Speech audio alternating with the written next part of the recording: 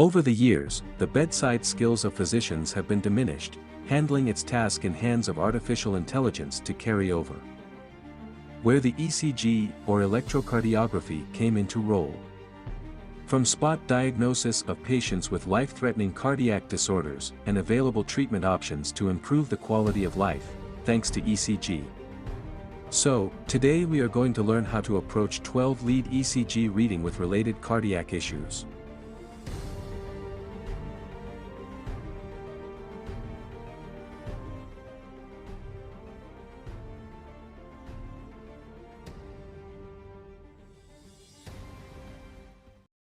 ECG reading requires a systemic approach and it's hard to read. Yeah, you got it wrong. It's not really hard to read, it's hard to read. For the better understanding of topic, we have created mnemonics for you, so it will be much easier to remember. And the mnemonic here is hard to read. So it's HARD, that is heart rate, axis, rhythm, and duration. And RID, that is relationship, interval, and diagnosis.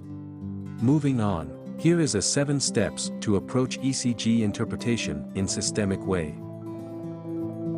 The first step in evaluating ECG is to determine heart rate. Determining heart rate is pretty easy. One can count the number of large boxes in each R wave and divide 300 by this number. If 4 boxes in each R wave, 300 divided by 4 is equal to 75 is the heart rate. Step 2 is to determine heart rhythm, either it is regular or irregular.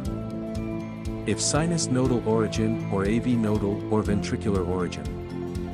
If the rhythm is accelerated or blocked. And various other criteria should be determined to get the heart rhythm. Step 3 is to determine cardiac axis. That is the direction of the electrical activity of the heart. It can be normal, right axis or left axis deviation, or can be an extreme axis deviation.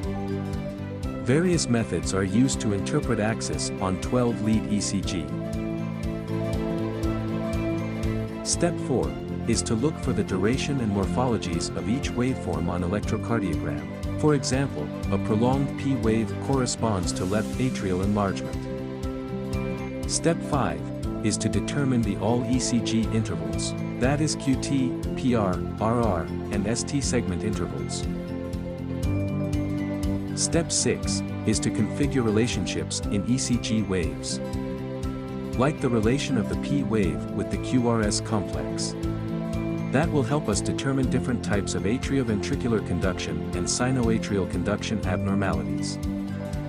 Step 7 is to combine all the patterns and morphologies of waves to reach a conclusion, and that will be our diagnosis. That's it. The widely used 7 steps approach is required to read any kind of ECG efficiently.